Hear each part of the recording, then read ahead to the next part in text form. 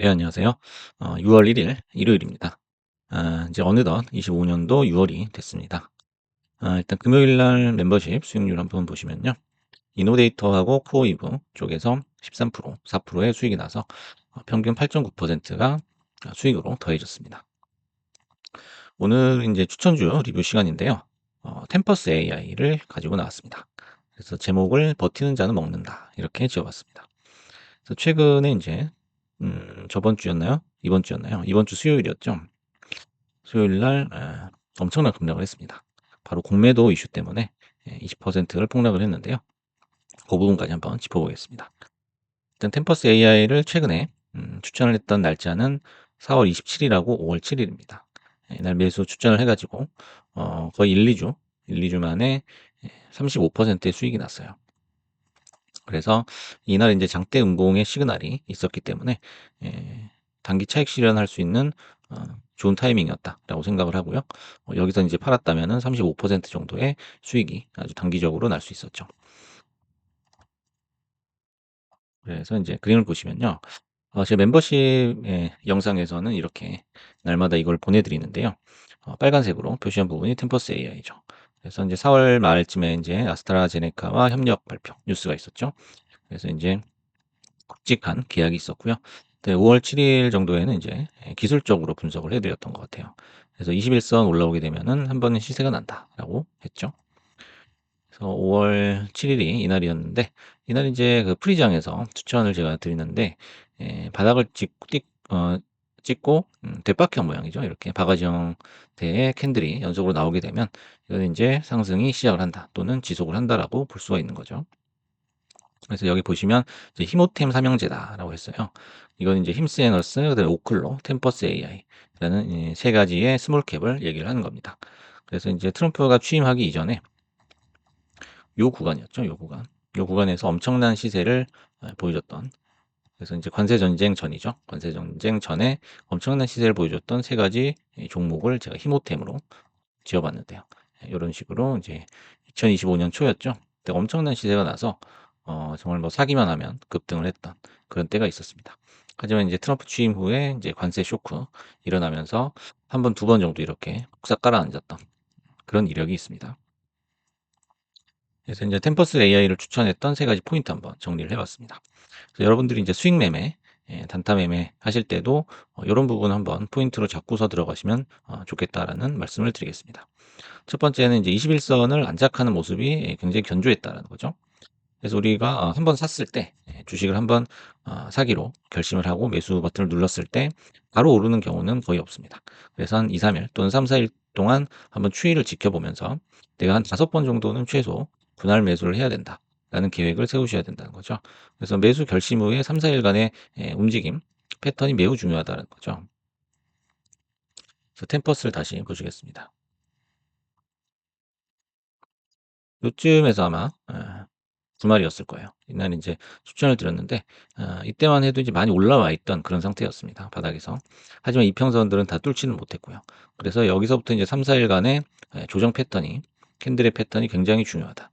그래서 여기서 힘을 응축한 후에 돌파를 할 것이다라고 예상을 했었는데요. 보시게 되면은 이제 121선 밑으로 잘 내려가지 않습니다. 잘 내려가지 않는 상태라면은 '아 내가 매집을 해도 괜찮구나.'라는 그런 하방 경직성을 보여주는 그림이다. 이렇게 해석하시면 좋을 것 같아요. 그다음에 이제 마지막으로 슈팅을 쏘기 전에는 한번 출렁입니다. 이렇게. 한번 출렁이고서 올라가게 되는 거죠.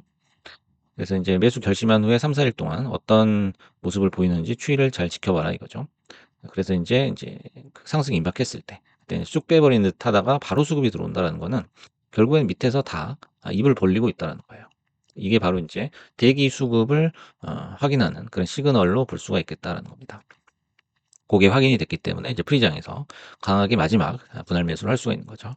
그다음에 인제 오르는 중에는 양봉 2개 후 주춤하다가 마지막 불꽃이다. 요렇게 제가 써 놨는데요. 올라가는 와중에는 사실 잡기가 힘들죠. 하지만 이제 10% 대의 양봉이 2개가 이렇게 나왔어요. 2개가 나오고 나서도 역시 견조하게 고가놀이 형태로 지켜준다라는 거는 한 번에 인제 시세는 난다라는 거예요. 하지만 이 시세가 마지막 불꽃일 가능성이 높다라는 거예요. 그래서 여기서부터는 인제 보유자의 영역이다 이렇게 설명을 하죠. 그래서 인제 보유를 뭐 한 주를 갖고 계시든 뭐 100 주를 갖고 계시든 요 시점에서는 어느 정도는 털어 줘야 된다는 거예요. 그래서 양봉이 2개 이렇게 나오고 나서 고가놀이 한 다음에 마지막 세게 올라간다 또는 시가를 띄운다라는 거예요. 여기도 인제 장대 음봉이 나왔는데 시가에 인제 갭이 형성돼서 띄웠을 경우 많이 올라가지 못하고 장 초반에 좀 낑낑댄다. 그럼 바로 이거는 차익 실현을 해야 된다는 거죠. 그 이후에는 약간의 조정을 받았지만 만약에 인제 공매도 이슈가 없었다면은 이거는 바로 또 $70를 향해서 올라갔을 거예요. 하지만 이제 공매도 이슈가 있었죠. 그래서 인제 스윙을 이제 하기로 결심을 먹게 되면은 요런 세 가지 포인트도 잘 살펴봐야 된다라는 거죠. 그래서 인제 좀 시야를 넓혀 가지고 한번 주가의 흐름을 한번 분석을 해 봤습니다. 그래서 인제 이 빨간색 동그라미가 지금 매수 포인트로 잡았던 부분인데요. 역시 이런 데서도 뭐 잡으면 되지 않느냐 할 수 있겠지만은 여간해서는 장기 투자자가 아닌 이상 이런 역배열 상태에서 들어가기는 쉽지가 않다는 거죠. 그럼 단타나 인제 스윙을 하시는 분들께서는 항상 어떤 하방 경직성이나 상승 임박하는 그 시그널을 확인하고 들어가야 된다는 겁니다. 그래서 이평선 돌파가 임박을 했을 때죠, 여기. 그래서 인제 조정 시 추가 매수하지 않는 계획을 세워야 되는 거예요. 하지만 횡보한다면 더 좋은 거죠. 강력한 하방 경직성이 느껴지기 때문이에요. 그래서 요때는 쪼금 서둘러서 매수를 해야 된다는 거죠. 그리고 2 차에서는 인제 20선 붙자마자 우르르 매수한다. 요건 아까 설명했듯이 밑에서 이미 입을 벌리고 있다라는 거예요. 고 그림을 보여주는 거다. 이렇게 해석하시면 되겠습니다. 그래서 인제 $90 까지 터치를 한 후에 관세 쇼크로 2번의 이런 엄청난 슬라이딩이 나왔죠, 하방 슬라이딩이. 하지만 여기서 인제 모았던 사람들은 이평선에 관계없이 '나는 장기로 가지고 간다.' 요 마인드 없이는 사실상 단타로 들어가기는 힘듭니다, 여기는. 그래서 하지만 모았던 분들은 여기서부터 인제 2 배의 단기 수익, 가외 소득이 있었을 것이다라는 거죠. 그리고 인제 파란 선이 일종의 지지선이라고 볼 수가 있죠. 약간 쌍바닥식으로 이렇게 나오게 되는데 이걸 좀 넓혀서 한번 보겠습니다. 그래서 템퍼스 AI 보시면 이제 저점을 한번 그어 볼게요. 여기가 인제 $22 그다음에 $32, $32 요 선하고 또 일치를 하죠. $32 그다음에 인제 $36 그다음에 $39, $42, $43 요렇게 저점이 높아지는 그런 모습을 인제 볼 수가 있습니다. 그렇다면 지금 공매도 이슈로 잠깐 주춤하고 있는데요. 만약에 더 내려온다라고 한다면은 더 내려와도 $42 에서는 걸리게 될 것이다라는 거죠. 그래서 인제 다음 주에 추이를 지켜봐야 되겠지만 최악의 시나리오는 $42 까지 내려온다는 거죠. 여기서 인제 추가적으로 어떤 악재가 생긴다면은 $40 밑으로 내려갈 수 있겠지만 그런 가능성은 매우 낮다라고 볼 수가 있겠습니다. 그래서 인제 요렇게 차트의 흐름을 살펴봤고요. 본격적으로 인제 최근 급락의 원인에 대해서 공매도라는데 인제 어떤 공매도였느냐 보겠습니다. 공격적인 공매도 때문이었는데 공매도 투자자인 스프루스 포인트 캐피털의 혹평에 시장이 반응하면서 급락을 했다라는 거죠. 그래서 얘기를 한번 보겠습니다. 50에서 60%의 장기적 하락 가능성과 시장 저조한 실적 위험, 시장 대비 저조한 실적 위험을 안겨줄 것이라고 추정을 했다. 이것은 주로 템퍼스의 리더십과 AI 역량에 대한 우려 때문이다. 이렇게 공격을 했습니다. 그래서 템퍼스 AI의 역량에 대한 우려는 회사 웹사이트 홍보 영상과 스크린샷을 통해 단 몇 초 만에 알게 됐다. 이렇게 설명을 했고요. 환자 연령, 검체 및 분만 순서 같은 기본적인 정보조차 AI를 활용하여 상호 참조하고 확인하는 방법을 제대로 파악하지 못한 것으로 보인다라고 그렇게 이제 일갈을 했습니다. 그리고 이제 템퍼스가 테슬라, 엔비디아와 비슷하다고 이제 주장을 했대요. 근데 비슷한 변곡점에 도달할 가능성이 높고 엄청난 상승세가 코앞에 다가왔다고 주장을 하는데 템퍼스는 2015년 설립 이후에 수익을 창출하거나 순현금 흐름을 창출했다는 증거가 없다라고 이제 또 비난을 했습니다. 하지만 이거는 뭔가 새로운 비난거리는 아니죠. 왜냐하면 새로운 기술 기업이라든지 스타트업은 대부분 적자예요. 네. 뭐 근 10년 이상도 적자로 가는 기업이 많습니다. 계속적으로 인제 기술적으로 연구가 이루어져야 되기 때문이죠. 그래서 흑자로 처음부터 시작하는 기업은 거의 없다라고 봐야 되겠습니다. 그래서 인제 캠퍼스 AI의 CEO도 반박을 했습니다. 우리는 부정확하고 추측성이며 근거 없는 가정으로 가득한 보도에 대해서 일절 대응할 생각이 없다."라고 딱 못을 박았어요.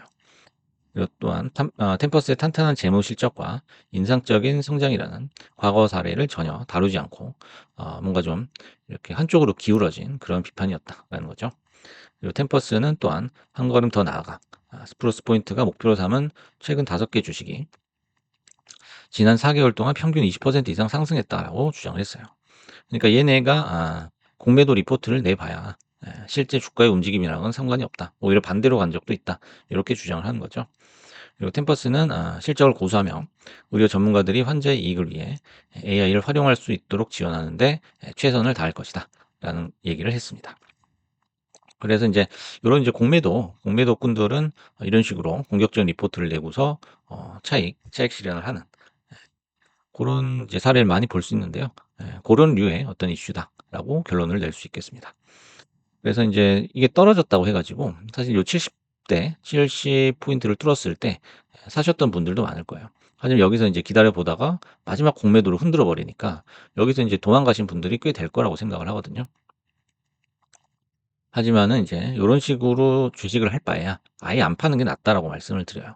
그래서 요런 게 인제 계속적으로 반복이 되게 되면 결국에는 손실이 누적이 될 수밖에 없다라는 거죠.